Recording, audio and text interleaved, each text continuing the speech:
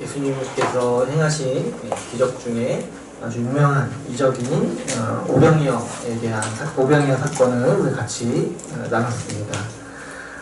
이 오병이어 사건은 예수님께서 우리의 목자가 되셔서 우리를 풍성히 먹이시는 주님의 은혜를 우리에게 보여주고 있죠.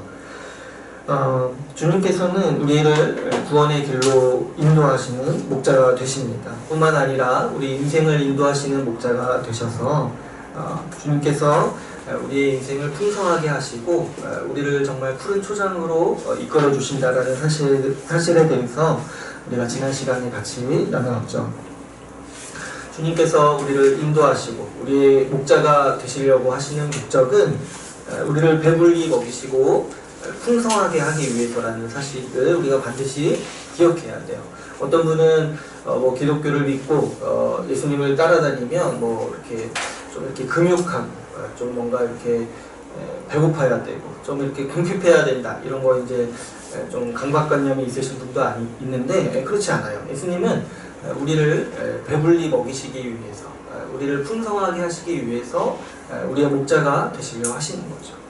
그래서 우리는 배불리 먹고 살찌는 게 사실 신자로서 마땅한 자세고 우리가 정말 예수님을 잘 따라 나설 때 우리는 우리 삶의 풍족함을 누리게 되는 것이죠. 예수님은 우리에게 만족을 주신다고 했어요. 내가 너희를 만족시킨다고 했어요. 목마르지 않게 하신다고 하셨고 또 배고프지 않게 하신다 하셨어요. 그 말씀에 그 약속의 절정이 무엇이냐니까 우리에게 영생을 주신다. 나를 믿는 자는 죽어도 죽지 아니하고 영원토록 살리겠다 라고 우리에게 약속하셨죠. 그런데 또 예수님께서 우리의 삶을 풍성하게 하시는 방법은 우리 서로가 나누게 하시는 거예요. 오병이어를 우리 예수님께서 베푸실 때 주님은 이제 자신의 양식을 주시면서 뭐라고 하셨냐면 너희가 먹을 것을 주라고 하셨어요. 너희가 가서 나에게 받아서 너희가 먹을 것을 나눠줘라 라고 제자들에게 말씀하셨죠. 그러므로 예수님께 받은 사람, 예수님께 새 생명을 받고 새 삶을 얻은 사람의 그 삶의 모습이 뭐냐면은 지체들에게 자신을 공급하는 삶, 예수님의 것을 받아서 예수님을 공급하는 삶으로 거듭나게 되는 것이죠. 우리가 이렇게 자기만을 위해 살다가 다른 사람을 위해 살아가는 삶이 된다는 것 자체가 하나님께서 우리의 삶을 풍성하게 하셨다라는 증거로 가장 강력한 삶의 모습이라고 할 수가 있죠. 보면은 우리가 그래도 이렇게 누군가에게 나눠준다는 것, 누군가에게 준다는 것 자체가 내가 풍족하게 되었다. 내가 좀 다른 사람과 나눌 여유가 생겼다는 하나의 증거지 않겠습니까? 근데 예수님께서는 우리의 삶을 풍족하게 하셔서 우리의 영혼에 만족함을 주시고 우리의 영육간에 강건함을 주셔서 우리의 시간과 우리의 재정을 다른 사람과 나눌 수 있도록 우리의 삶을 인도하시는 거죠. 오늘 우리가 살펴볼 본문은 이 오병이어 사건 바로 뒤에 일어났던 사건이죠. 오늘 우리가 이 예수님께서 이 오병이어 이 뒤에 어떤 일을 하셨는지를 보면서 우리 또 은혜를 나누고자 합니다. 오늘 우리가 읽은 45절을 보시면 예수님께서는 이 5,000명을 먹이시고 5,000명이 넘는 사람들이죠. 이 큰 무리들을 먹이시고 갑자기 급하게 홀로 있고자 하시는 모습을 보여주고 있으십니다. 사람들을 급히 이렇게 보내시고 또 제자들도 급히 배에 태워서 따로 보내시죠. 목적이 뭐냐니까 물론 이제 이 해가 지니까 예수님께서 급히 사람들을 보내신 이유도 있겠죠. 그런데 이제 뒤에 가서 보면 우리가 알 수 있듯이 예수님께서 이렇게 급히 사람들을 보내시는 이유는 좀 홀로 있고 싶어서 홀로 기도하고 싶으셔서 이렇게 하신 거라는 사실을 우리가 알 수가 있죠. 46절을 보면은 예수님께서는 이 모든 사람들을 급히 보내시고 기도하러 산에 가시는 모습을 우리가 보게 됩니다. 예수님께서 왜 이렇게 갑자기 급하게 사람들을 보내시고 홀로 기도하기를 원하셨는지 우리가 요한복음을 보면은 그 이유를 설명하고 있어요. 요한복음에서 보면은 이 오병이어의 양식을 공급받은 사람들이 예수님을 억지로 붙들어서 자신들의 왕으로 삼고자 했다라는 기록이 있습니다. 그래서 예수님께서는 홀로 있고자 하시는 거죠. 아마도 예수님께서는 사람들이 자신을 왕으로 삼고자 하는 모습에 유혹을 받으셨던 것 같아요. 한번 생각해 보시면, 우리가 그 자리에 있다고 생각해 보시면, 예수님이 이렇게 놀라운 이적으로 우리를 먹이신 이 배고픈 시대에 우리에게 아주 일용한 양식을 주시는 그런 예수님을 이렇게 생각해 볼 때, 정말 이분을 왕으로 삼고자 하는 열망이 이 5,000명의 사람들 가운데 일어난 거죠. 그래서 억지로 예수님을 왕으로 삼아서 이 로마에 대항하고 싶어 하는 사람들의 열망이 나타났던 거죠. 이 5,000명이 넘는 사람들이 예수님을 칭송하고 이 왕으로 삼고자 하는 열망을 한번 생각해 보시면 얼마나 이 유혹이 강했는지 우리가 이해할 수가 있죠. 여러분, 우리가 주변에 이렇게 한두 명만 나를 칭찬해도 우리 기분이 좀 날아갈 것 같지 않습니까? 좀 우쭐해지고 그 칭찬을 받음으로 인해서 계속 생각이 나고, 생각을 안 하려 해도 계속 생각이 나면서 기분이 좋아지고, 그래서 굉장히 이렇게 비행기를 탄 것 같은 그런 우쭐한 기분이 우리 사람에게는 다 들죠. 그런데 이제 예수님의 경우를 한번 생각해 보시면 이 5,000명에 넘는 사람들이 다 예수님을 칭송하고 왕으로 삼고자 했던 거예요. 그래서 예수님도 유혹을 받으셨던 거죠. 이 어마어마한 유혹을 사람이 사실 버티기가 쉽지 않습니다. 한두 명도 아니고 정말 이 많은 사람들이 자신을 칭송하고 정말 자기를 이렇게 왕으로 삼기까지 자기를 따르려는 이 모습들을 보면서 예수님이 유혹을 받으셨던 거죠. 그래서 예수님께서는 기도하심으로, 홀로 있으시면서 기도하심으로 그 유혹을 다스렸던 모습을 우리가 오늘 말씀을 통해서 볼 수가 있습니다. 예수님께서 이 땅에 오신 이유가 어떤 사람들의 인기를 얻어서 그 사람들의 정말 궁중심리를 이용해서 왕이 되시기 위해서 예수님은 이 땅에 오신 게 아니라 예수님은 우리를 위해 죽으러 오셨어요. 죽으시고 고난의 길을 가시기에 오셨던 거죠. 그래서 이 인기에 영합하는 이 유혹을 이기시기 위해서 예수님은 홀로 기도하기를 원하셨던 거죠. 그런데 오늘 말씀을 보면은 이 예수님께서 이제 급하게 배를 태워서 제자들을 보냈는데 이 제자들에게 굉장히 문제가 생기는 모습을 우리가 볼 수가 있습니다. 48절을 보시면 이 제자들은 배를 타고 가는데 맞바람이 불었던 것 같아요. 그래서 고되게 노를 저으면서 힘겹게 앞으로 나아가야만 했던 상황이 일어나는 거죠. 이 제자들의 상황을 한번 생각해 보시면 제자들은 이 오병이어 전에 긴 여행을 마치고 돌아온 사람들이었어요. 그래서 이 긴 여행을 마치고 돌아와서 쉬려고 했는데 이 5,000명이 넘는 사람들을 먹이고 수종을 듣느라 하루 종일 또 쉬지도 못했던 상황이었던 거죠. 굉장히 중노동을 했던 사람들인 거죠. 그런데 이제는 거기다가 이 어두운 바다, 이미 해나 진 어두운 바다 한가운데서 이 맞바람을 맞으면서 노를 저어야 하는 상황 가운데 있게 되는 거죠. 여러분, 이렇게 노를 한번 저어보신 기억이 혹시 그래도 다들 있으실 거예요.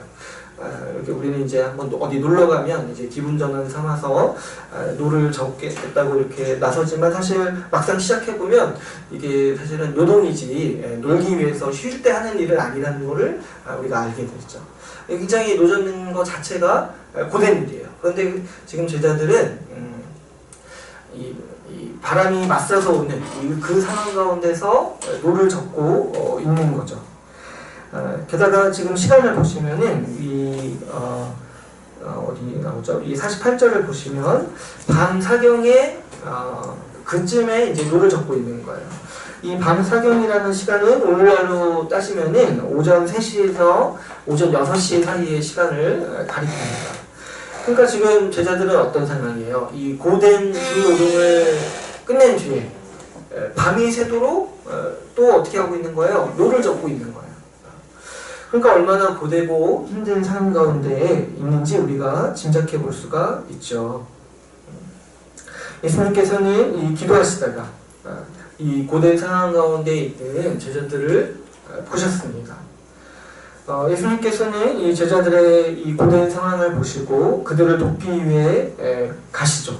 그런데 이제 놀라운 일이 무엇이냐면 제자들이 바다 위에 있는 배에 있으니까 예수님께서 이 제자들을 위해 가시기 위해서 어떻게 하시냐니까 물 위를 이제 걸어가시는 거예요.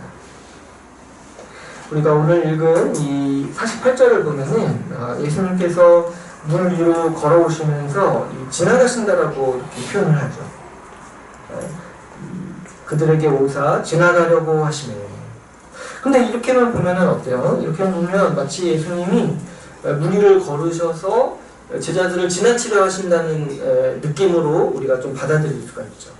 근데 이렇게 읽으면은 지금 상황이 얼마나 웃깁니까? 이 제자들은 지금 쩔쩔매고 있는 상황에 예수님은 물 위를 걸어가시면서 안녕하고 인사하고 지나가시다고 생각해보면 얼마나 좀 약간 좀 당황스럽습니까? 뭐지? 당황스럽습니까? 근데 우리가 그렇게 이해할 수 없죠. 이 문맥을 보시면 지금 예수님은 원래부터 이 제자들이 있는 배를 향해 가시는 거예요. 그래서 배 위에 올라타시죠. 뒤에 보시면.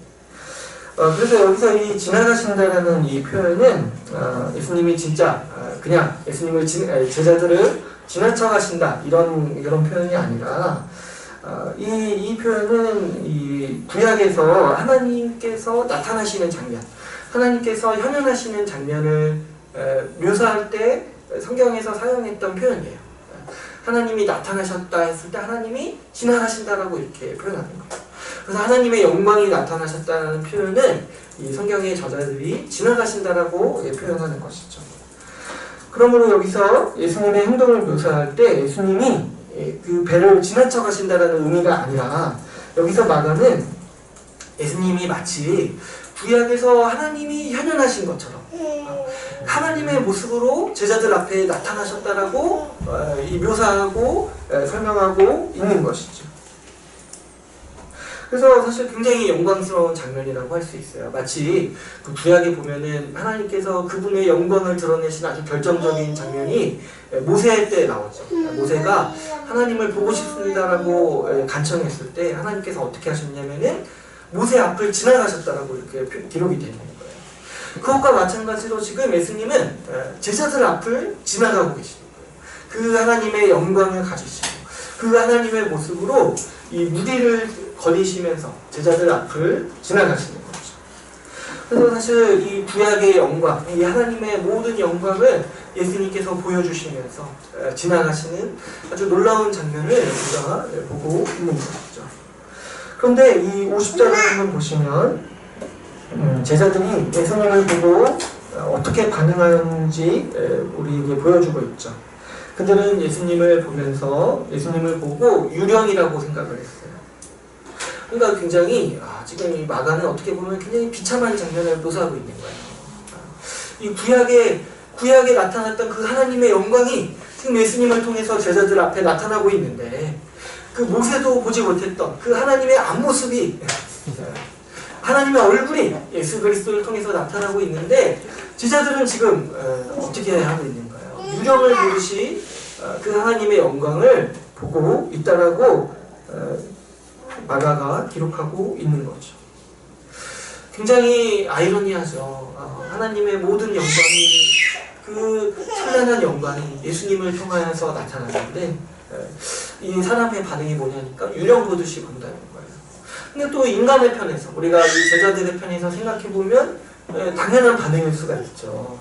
여러분 한번 생각해보시면 이 깊은 새벽 어두운 바다 한가운데 그것도 이 바람이 지금 몰아치고 있는 바다 한가운데 사람이 지금 물 위를 걸어오고 있는 거예요. 사람이. 그러면 우리가 어디서 이렇게 영화 같은 데서 보듯이 당연히 뭐라고 생각할 수밖에 없어요. 이러고밖에 정말 이 바다에 떠도는 귀신인가 보구나. 이러고밖에는 우리 인간의 입장에서는 생각하는 것이 마땅하고 당연한 것이죠. 그래서 그들은 예수님을 보면서 마치 공포 영화를 보듯이 소리를 지르고 놀라는 거죠. 예수님은 이 놀란 제자들을 안심시키시고 이 배를 타십니다. 그리고 바람을 잠잠케 하시죠. 예수님임을 이 제자들이 확인했지만 이 놀란 제자들의 마음이 진정되지 않았던 것 같아요. 그래서 51절을 보시면은 제자들이 심히 놀랐다라고 기록하고 있습니다. 우리는 이 본문 말씀을 통해서 하나님이신 예수님의 면모를 보게 되죠. 그분은 우리가 감히 상상도 할 수 없고 우리의 꾀로는, 우리의 이성으로는 감히 예상도 할 수 없는 방식으로 우리를 위해 일하시고 있는 것이죠.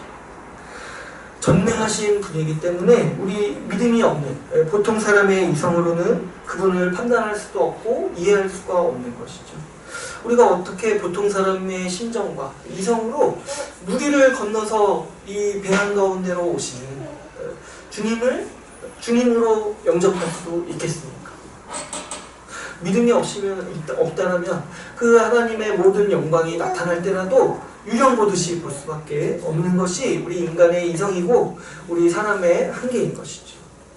우리가 물 위를 걸어오셔서 바람을 잠잠케 하시는 이분을 우리가 어떻게 받아들일 수 있겠습니까? 이어서 우리 이어지는 이 이야기는 예수님께서 병자들을 고쳐주시는 이야기가 나오죠. 아마도 우리가 앞에서 살펴봤던 이 혈루병 걸린 여인, 그래서 예수님의 옷에 손만 대어도 그 혈루병이 나았던 그 여인의 이야기가 굉장히 많이 퍼지고 소문이 났던 것 같아요. 그래서 어떤 일이 일어나냐니까 사람들이 다 예수님의 옷자락만이라도 손을 대려고 모여드는 거죠. 그래서 이 유행했던 게 예수님의 옷에 손만 대어도 나으리라고 사람들이 생각했던 거죠. 그래서 이 어떤 일이 일어나냐니까 56절을 보시면 이 모든 사람들이 예수님의 옷에 손만 대어도 그 병이 낫는 일들이 일어나게 되는 것이죠. 이렇게 오늘 우리가 읽은 본문 말씀은 예수님이 베푸시는 이 기적의 이야기들을 집중적으로 우리에게 보여주고 있습니다.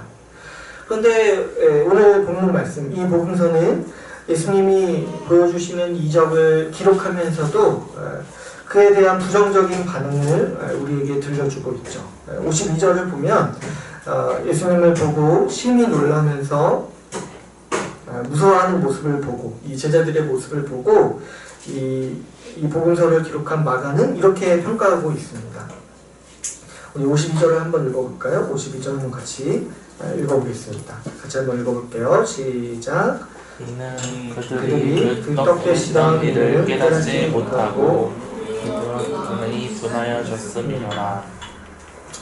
지금 제자들은 예수님을 제대로 이해하지 못하고 있어요. 그분이 예수님과 함께 있으면서도 정말 하나님이신 예수님과 함께 있다는 사실을 알 것 같으면서도 제대로 이해하지 못하고 있는 거죠. 예수님께서 이전에도 바람과 바다를 잠잠케 하셨을 때, 이 폭풍을 잠잠케 하셨을 때, 그때도 예수님을 보면서 도대체 누구신가 하는 의문을 가졌었죠.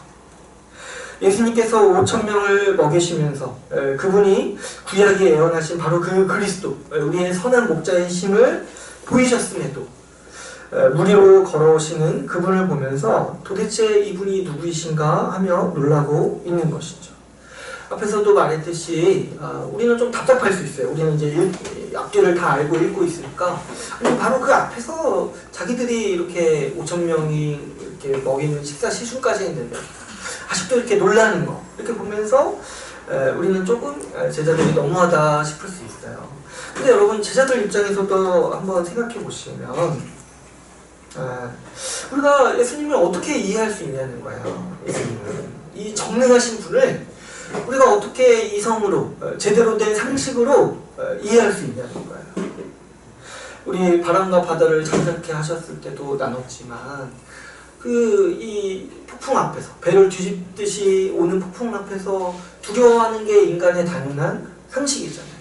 그런데 전능하신 분이 거기에 대해 뭐라고 하시냐니까 왜 그렇게 믿음이 없냐고 하시는 거예요.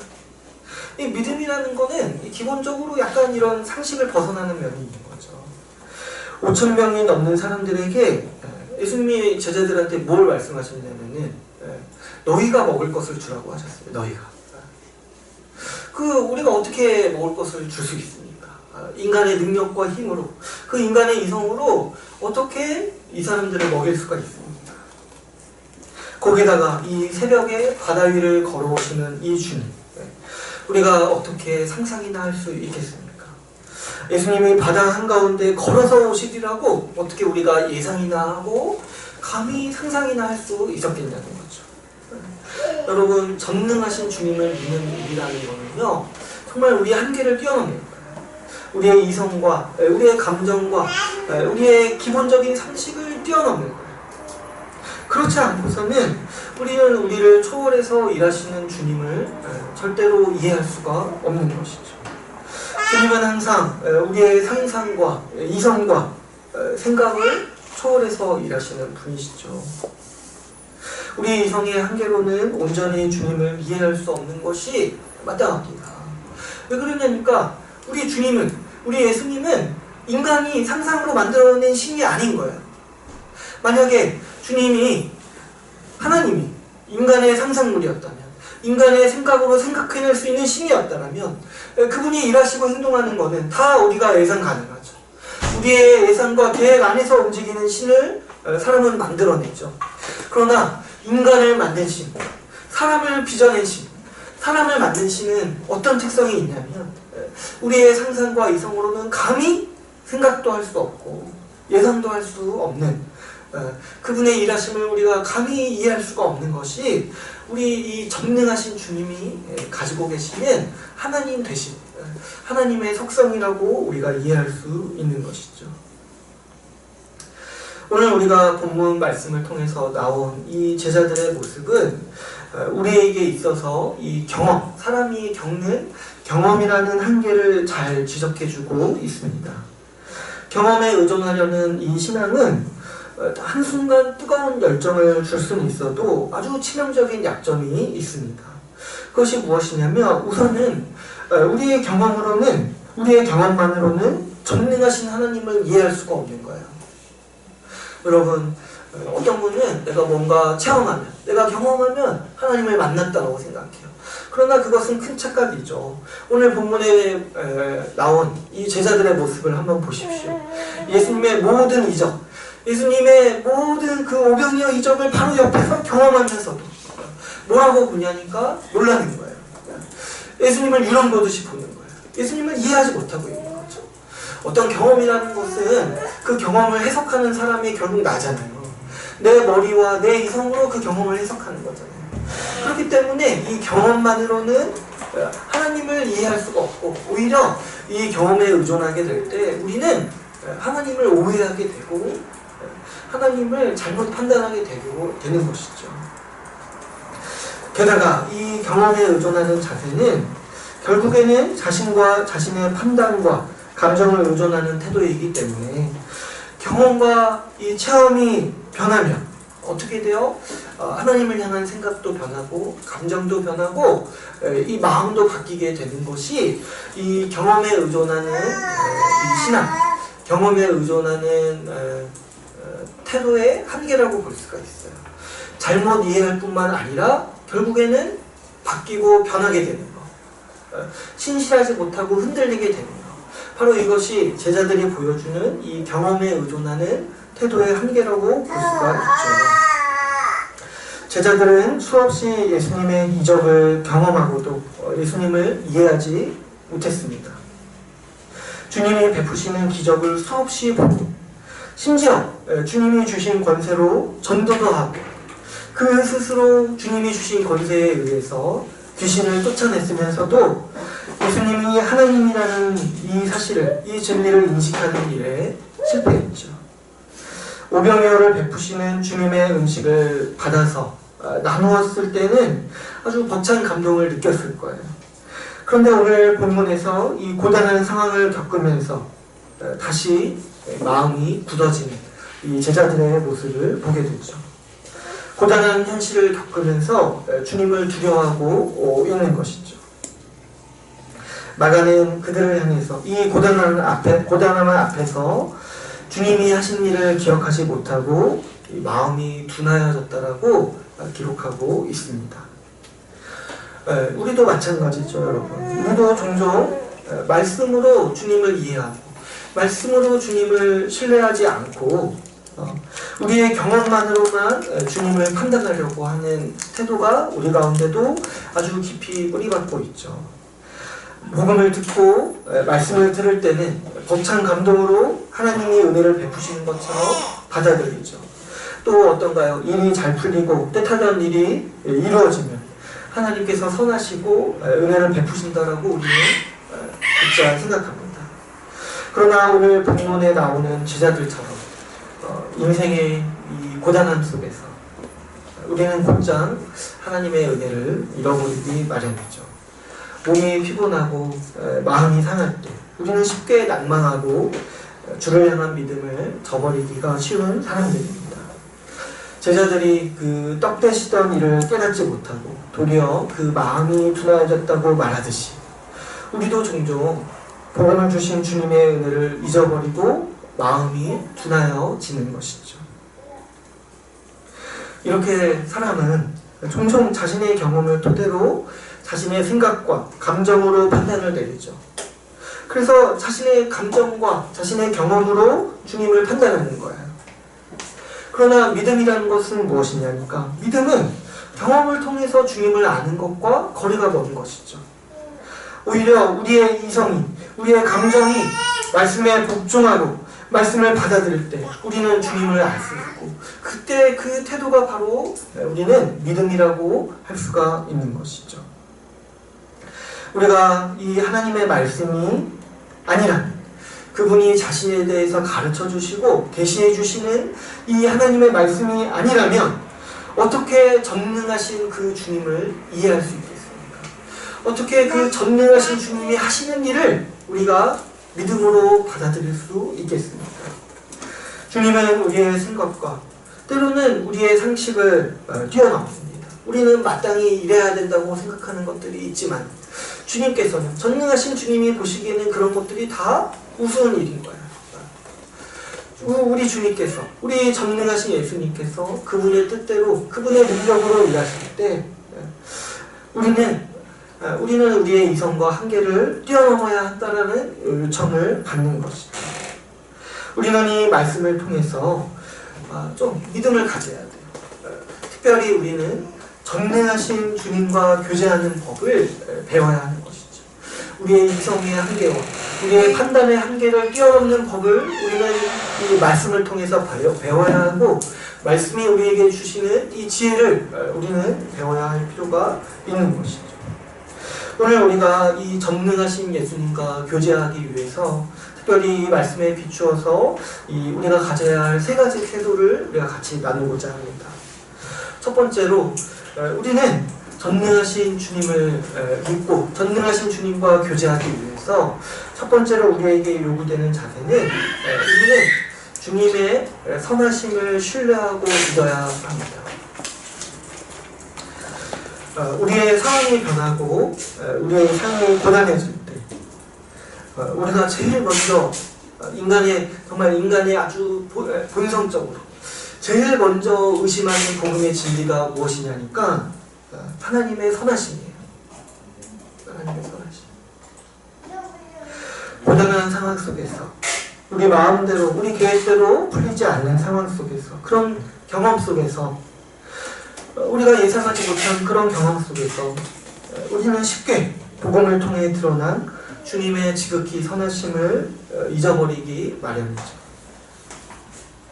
복음에 감격하다가도 금세 주님이 나를 돌보시지 않고 내버려 두신다고 여기는 태도가 바로 이 객관적이고 역사적인 진리가 아니라 경험에 의존하는 우리들의 모습이라고 할 수가 있습니다. 그러나 여러분, 우리가 복음을 기억할 때 우리에게 아들을 주신 주님께서 여전히 우리를 돌보신다는 사실을 우리는 신뢰할 수 있어야 돼요. 우리의 경험과 우리가 지금 겪고 있는 상황과 환경이 하나님을 향한 우리의 뜻을 대변해 주는 게 아니라는 거예요. 우리에게 아들을 주시기까지 우리를 사랑하시는 하나님께서 우리의 인생을 끝까지 신실하게 돌보시지 않겠습니까? 이것이 이렇게 생각하는 것이야말로 복음을 의지하는 사람의 당연한 논리적 규결이라고 할 수가 있는 것이죠. 제가 좋아하는 말씀 중에 이사야서 46장 3절에서 4절 말씀이 있습니다. 제가 한번 읽어드릴게요. 배에서 태어남으로부터 내게 안겼고 태에서 남으로부터 내게 업힌 너희여, 너희가 노년에 이르기까지 내가 그리하겠고 백발이 되기까지 내가 너희를 품을 것이라. 내가 지었은즉 내가 얻을 것이요 내가 품고 부하여 낸다. 우리 주님께서 우리의 인생 끝까지 책임지시겠다라고 이사야서 말씀을 통해서 우리에게 말씀하시는 거죠. 내가 너희를 지었으니까 내가 너희 인생 끝까지 책임지고 내가 너희를 기르겠다. 저도 가끔 이렇게 이런 거 노후가 불안할 때 좀 이렇게 나중에 늙어서 먹고 살 일이 막막하다는 생각이 들을 때 이 말씀을 생각해요. 백발이 될 때까지도 주님께서 항상 한결같이 우리를 돌보시겠다라고 약속하고 있으신 거죠. 로마서 8장 32절에서는 이렇게 말씀하고 있습니다. 자기 아들을 아끼지 아니하시고 우리 모든 사람을 위하여 내주신 이가 어찌 그 아들과 함께 모든 것을 우리에게 주시지 아니하겠느냐. 여러분 한번 생각해 보시죠. 주님께서 한 번 십자가에서 자신을 내어주시고 그걸로 끝입니까? 그때 한번 하셨으니까 주님은 이제 됐어, 이제 너희 알아서 해, 나 몰라. 그때 했으면 됐지. 그때 내가 죽었으면 됐잖아. 이러시지 않는다는 거예요. 주님은 그때 우리를 위해 죽으셨던 것과 마찬가지로 지금도 그때와 똑같은 마음으로 우리를 돌보시고 우리를 인도하고 계시다는 것이죠. 근데 왜 우리는 자꾸 2000년 전에 주님이 죽으신 거는 믿으면서 왜 오늘날 주님이 우리를 돌보신다는 사실을 자꾸 잊어버리고 망각하게 됩니까? 오늘 본문에서도 보면 예수님은 기본적으로 어떻게 우리를 대하십니까? 고단한 상황 가운데 있는 제자들을 위해 오시죠. 자신을 주시러 우리와 함께 있으시려 이 제자들의 고단함을 내버려두지 않으시고 무리를 건너서 그 모든 하나님의 영광을 가지시고 제자들과 함께 있기 위해 오시죠. 우리 주님께서 우리의 고단함을 내버려두지 않으시고 불쌍히 여기시며 자비롭게 여기시고 그분의 모든 능력으로 그분의 모든 십자가의 능력으로 오늘날도 변함없이 돌보시고 있다는 사실, 우리를 향한 그 하나님의 생각과 우리를 향한 그 하나님의 뜻이 선하시다는 믿음을 우리가 가지고 그 선하심으로 주님께서 우리의 일생을 돌보신다는 그 믿음으로 우리가 살아가야 마땅한 것이죠. 우리 하나님께서 자신의 아들을 주심같이 예수님께서 자기 자신을 우리에게 내어주심과 같이 지금도 주님께서는 항상 그분의 선하신 뜻으로 우리를 돌보시고 계신다는 이 말씀의 진리, 이 복음의 진리를 우리가 믿고 신뢰해야 마땅합니다. 두 번째로 우리가 전능하신 예수님과 교제하기 위해서는 주님의 전능하심을 믿어야만 합니다. 그런데 이 주님의 전능하심을 믿을 때 우리가 좀 생각해 봐야 하는 것은 보통 이렇게 찬양이나 사람들의 고백을 보면은 주님이 전능하시기 때문에 자꾸 내 상황을 바꿔주실 것에 대해서 고백해요. 그래서 우리 유명한 찬양에 전능하신 나의 주 하나님. 그래서 그분이 무엇이든지 할 수 있으니까 믿으면 우리의 상황을 변화시켜 주시고 우리를 바꾸실 거라는 우리가 이렇게 찬양으로 고백하고 아주 좋은 찬양이죠. 그런데 우리가 또 한 가지 생각해 봐야 될 게 무엇입니까? 여러분, 이 전능하신 주님께서요 우리를 지금 인도하고 계시고 한시도 우리를 내버려두지 않으시고 우리를 인도하실 때 우리가 기억해야 되는 건 무엇이냐니까 지금 우리의 삶의 모습이요 그 결과라는 거예요. 바꿔야 될, 변해야 될 상황이 아니라 지금 전능하신 주님께서 우리를 인도하시는 결과가 지금 우리의 삶의 지금 현 상태라는 거예요. 그래서 제가 생각할 때 전능하신 주님을 믿는 고백은 무엇이냐니까 지금 우리의 상황을 받아들이는 거예요. 주님의 전능하심을 믿을 때 우리는 우리가 처한 상황을 이해하지는 못하여도 받아들일 수는 있는 것이죠. 여러분, 우리는 이해가 안 갈 수 있어요. 왜 우리에게는 고단한 일상이 있고 가끔씩 견디기 힘든 상황들이 우리를 맞이하는가? 우리는 이해하지 못할 수가 있어요. 그러나 우리의 강정 여부가 하나님과 우리 사이의 관계를 결정하는 척도가 아니듯이 우리가 겪는 경험과 상황 역시도 하나님과 우리 사이의 관계를 결정하는 척도가 아니라는 사실을 반드시 기억해야 돼요. 우리는 어떠한 상황 가운데서도 하나님께서 우리를 인도하신다는 확신 가운데서 살아야 마땅합니다. 내가 어려운 상황 가운데 있을 때, 고단한 상황 가운데 있을 때 왜 하나님이 나를 내버려 두십니까? 나를 왜 돌보시지 않는가를 생각하는 것이 아니라 전능하신 주님께서 나를 지금 이 자리로 인도하시는 목적이 무엇인지를 우리가 묵상해야 하는 것이죠. 본문에서 이 제자들은 예수님의 권유에 의해서 급히 떠났습니다. 예수님이 가라고 한 방법과 그 시간대로 떠났다가 아주 곤란하고 고단한 상황을 맞이했죠. 그러나 그렇다고 해서 예수님이 제자들을 내버려 둔 것입니까? 그렇지가 않죠. 오히려 예수님은 하나님과 같은 모습으로 제자들을 돕기 위해 물을 걸어오시는 이 예수님의 영광을 제대로 보기 원하셨던 것이죠. 내가 겪고 있는 상황과 그 경험에 따라서 하나님의 일하심을 판단하지 말고 전능하신 하나님이 나를 신실하게 인도하신다라는 말씀에 따라 믿음으로 우리가 판단해야 마땅한 것이죠. 로마서 8장 35절에서 37절 말씀은 이런 기록을 우리에게 보여주고 있습니다. 우리가 많이 아는 유명한 말씀인데요. 이렇게 얘기하고 있어요. 누가 우리를 그리스도의 사랑에서 끊으리요? 환난이나 곤고나 박해냐, 기근이나 적신이나 위험이나 칼이랴. 기록된 바 우리가 종일 주를 위하여 죽음을 당하게 되며 도살당할 양같이 여김을 받았나이다 함과 같으니라. 그러나 이 모든 일에 우리를 사랑하시는 이로 말미암아 우리가 넉넉히 이기느니라. 이 로마서 말씀에서 하나님의 사랑이 넉넉히 이긴다고 말씀하고 있어요. 근데 이 넉넉히 이기는 게 무엇이냐니까 우리에게 환난이나 공고나 박해나 기근이나 이 굶주림이나 이 생명의 위협이 없도록 하나님이 보호하신다 이런 말이 아니라는 거예요. 오히려 지금 신자는 어떤 상황 가운데 있냐니까 매일같이 이런 상황을 맞이하는 거예요. 환난과 공고를 지금 내가 겪고 있는 거예요.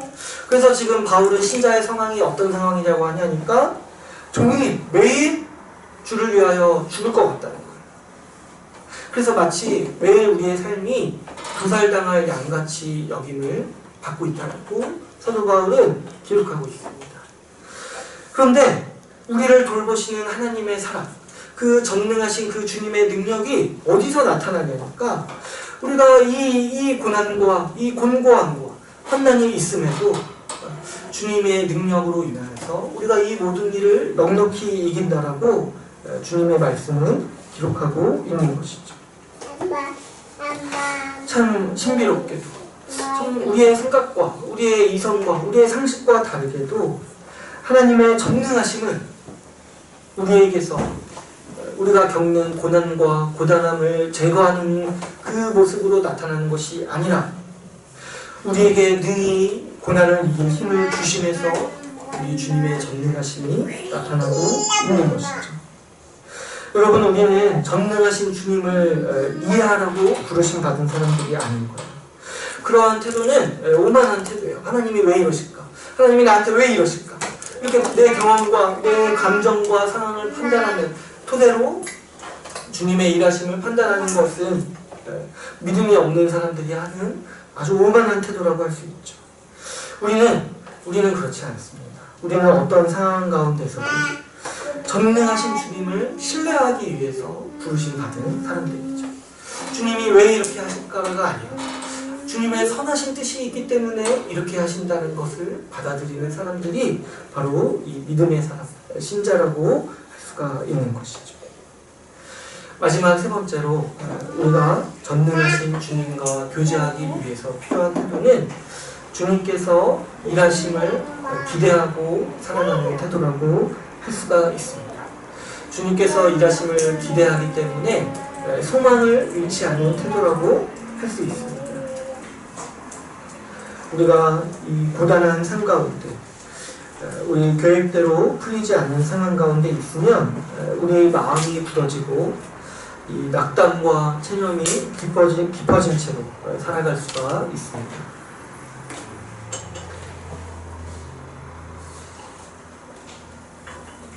그래서 이렇게 삶에 치이고 또 찌들어서 현실에 좀 찌들어서 이렇게 소망을 가지지 않고 살아갈 수가 있는 것이죠. 그러다 보면 이 본문의 제자들처럼 주님이 너무 낯설게 다가오는 거예요. 주님이 소망되지 않고 주님을 향해 사랑의 마음이 없어지는 거죠. 그러나 소망이 없는 삶은 신자의 삶과는 거리가 멉니다. 신자는 항상 전능하신 주님이 그분의 초월적인 그 하늘의 능력으로 우리에게 일하실 것을 기대하는 태도로 살아가는 삶이라 할 수가 있죠. 우리는 주님께서는 우리가 그분께 인도를 맡길 때 정말 우리가 이성적으로는 감히 상상도 하지 못할 삶으로 우리를 인도하시는 분이세요. 우리가 믿음으로 그분을 따를 때 우리는 주님의 능력이 전혀 예상하지 못하는 방향으로 우리를 인도하게 되는 것을 종종 보게 됩니다. 여러분, 우리가 지금까지 믿음으로 살아온 삶을 한번 생각해 보십시오. 여러분의 이 계획과 이성적인 판단이 정말 몇 %나 발휘돼서 지금 여기까지 왔습니다. 우리가 주님을 따라 살 때 우리는 우리 삶을 재단할 수 없고 계획할 수가 없어요. 우리의 삶을 예상할 수도 없는 것이죠. 왜냐하면 주님은 우리를 뛰어넘어서 우리의 이성과 한계를 뛰어넘어서 일하시기 때문이죠. 우리도 지금 우리가 이러한 삶을 살게 되리라고 불과 정말 2, 3년 전만 해도 상상이나 하고 생각이나 해본 적이 있으니까 저도 생각해보면 제가 지금 이 자리에 오기까지 정말 상상치 못한 일들이 굉장히 많이 있었어요. 생각지도 못하고 계획도 없었는데 어느 날 눈 떠보니까 좀 여기 정말 2, 3년 전만 생각해도 참 생각도 못하고 상상도 못했던 삶을 살아가게 됩니다. 주님께서 그분의 놀라운 방식으로 일하시는 모습들을 우리가 종종 보게 되는 것이고 그분의 아주 놀라운 그 신비로운 능력의 결과들을 우리가 맞이하게 되는 것이죠. 그래서 항상 우리가 누리고 있는 이 현재는 모든 삶이 사실 주님이 주신 선물이라고 밖에는 생각할 수가 없죠. 지금 여기까지 인도해 주실 때도 주님은 정말 이 무리를 걸어오신 것 같이 아주 그분의 능력을 우리에게 발휘하셔서 우리의 삶을 인도해 주신 것이죠. 주님은 항상 우리의 상상과 계획과 상식을 초월해서 일하시죠. 그래서 여러분, 우리 신자의 인생은 얼마나 재미가 있습니까? 신앙이 없는 사람은 자기가 예상하고 자기가 계산한 삶을 살려고 합니다. 그래서 자기 머릿속에서만 삶이 머무르죠. 그래서 예상치 못한 일들이 일어났을 때 당황하고 좌절하는 것이 이 신앙이 없는 사람의 일반적인 현입니다. 그러나 우리의 신자의 삶은 무리를 걸어서 오시는 예수님을 만나는 인생입니다. 경이로움과 신비가 가득한 인생이라고 할 수 있죠. 믿음을 가지고 우리의 주님 옷에 손만 대어도 우리 주님은 우리를 회복해 주시죠. 우리는 그러한 인생, 그러한 동행, 그러한 교제를 하고 있는 사람들이에요. 주님은 우리를 걸어오셔서 언제든지 우리를 놀라운 삶으로 인도하여 주시고 그분의 옷자락만으로도 우리의 상황을 변화시키시는 분이시죠. 그러므로 여러분, 우리는 계속되는 고단함과 힘겨운 상황으로 인해서 우리 마음이 둔해지지 않도록 조심해야 합니다. 언제 주님이 우리를 건너오실지 모르는 거예요. 언제 주님이 그분의 아주 신비로운 방식으로 우리 삶을 만지실지 모르는 거예요. 근데 그때 우리가 아니 유령 보듯이 주님을 보면 어떻게 하겠습니까? 주님이 그분의 초월적인 힘으로 우리 인생을 만지실 때 그때 우리가 믿음으로 반응하지 못하고 유령 보듯이 놀라고만 있으면 어떻게 하겠습니까? 우리는 항상 주님이 우리의 이 고단한 삶을 뚫고 하늘의 능력으로 은혜를 부어주시고 우리의 삶을 놀랍게 변화시킬 것을 기대해야 합니다. 우리의 반복되는 상황 속에서도 놀라운 날들, 정말 그 소망의 날들을 소망하면서 살아가야 하는 것이 우리 신자의 인생으로서 합당한 인생인 것이죠. 바로 이러한 재미, 주님을 기대하는 이 재미가 우리 신자의 삶이고 전능하신 주님과 동행하는 이 교제의 삶이라고 할 수 있습니다. 여러분, 우리가 소망으로 기도하고 소망으로 살아갑시다.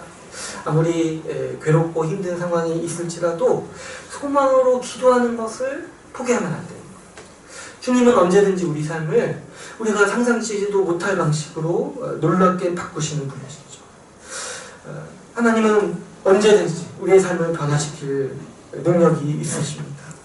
이 하나님을 향한 기대와 소망이 오늘 우리가 지치고 고단한 상황 속에서도 주님을 사랑하고 주님을 예배하며 하나님의 말씀에 순종할 수 있는 힘을 주는 것이죠. 그러므로 여러분, 신자는요 소망으로 살아갑니다. 소망을 잃으면 신자가 아닌 거예요. 소망을 잃은 것은 믿음을 버리는 것과 마찬가지입니다. 우리는 소망 가운데서 항상 이 하늘의 능력을 바라면서 아침을 시작하고 매일의 일생을 살아가는 이 소망의 사람들이라 할 수 있습니다. 이제 우리 말씀을 이렇게 맺겠습니다. 오늘 우리는 우리의 경험과 우리의 생각을 의존할 때 전능하신 주님과의 교제가 어렵다는 사실에 대해서 같이 나누었습니다. 그래서 이 전능하신 주님과 이 전능하신 예수님과 교제하기 위해서 반드시 필요한 세 가지 태도를 같이 나누었습니다. 첫 번째로 주님의 선하심을 믿어야 돼요. 주님의 선하심을 믿어야 돼요. 우리 요한일서에서 고백하듯이 요한이 그 자기의 모든 인생을 다 마치고 죽을 때쯤 고백하는 게 뭐였냐면 주님께는 어둠이 조금도 없으시고 온전히 빛이라는 사실. 주님이 우리를 향한 모든 뜻에는 그분의 선하심이 있으시고 그분의 놀라운 계획이 다 있으신 거죠. 우리는 그분의 선하심을 언제든지 믿어야 하는 것이죠. 두 번째로 주님의 전능하심을 믿고 우리의 삶을 받아들이고 우리의 삶에 충실할 수 있어야 하는 것이죠. 지금 여기가 전능하신 주님이 인도하시는 그 길이요 그 장소라는 사실을 우리가 인식하고 받아들여야 마땅한 것이죠. 마지막 세 번째로 우리는 주님의 일하심을 소망해야 합니다. 주님은 언제든지 우리를 걸으셔서 우리에게로 오시는, 그래서 그분의 신비롭고 그분의 하늘의 능력을 우리에게 주시는 하나님이심을 우리가 기억해야 마땅하시죠. 여러분, 믿음이 없거나 약한 인생은 우리가 무슨 일을 겪을 때마다 흔들립니다. 그러나 믿음은 내가 통제하지 못하는 이 고단함과 어려움이 있을지라도 전능하신 주님이 인도하시는 삶의 신비로 받아들이는 태도라고 할 수 있습니다. 여러분, 우리가 우리 삶의 통제권을 내려놓아야 마땅합니다. 내 인생은 이래야 돼. 내 인생은 이러고 싶어. 이런 거 다 내려놔야 되는 거죠. 온전히 주님의 인도하심으로 맡기고 그분을 신뢰하면서 살아갈 때 주님은 우리가 감히 상상치도 못한 놀라운 그 만족의 길, 영생의 길로 우리를 인도해 주십니다. 혹시 우리 안에 아직도 우리의 경험과 판단에 따라 주님을 판단하는 마음이 있다면 이제 온전히 내려놓고 말씀에서 가르쳐 주시는 하나님의 선하심 앞에 우리의 이성과 감정이 복종하도록 결단합시다. 우리가 우리의 상황과 어떤 일이 일어날 때마다 자꾸 흔들리지 말고 말씀에서 변하지 않는 주님을 말씀하듯이 우리가 이 말씀에 의존하여서 우리의 판단을 세우고 우리의 계획을 세우는 우리 모두가 되기를 바랍니다. 전능하신 예수님을 신뢰하면서 살아갈 때 물을 걸어오셔서 놀라운 은혜를 주시는 주님을 맞이하는 우리 주의 나라 교회가 되기를 간절히 소망합시다. 우리 같이 말씀을 마치고 기도하는 시간을 갖도록 하겠습니다. 우리 이 시간 같이 기도하실 때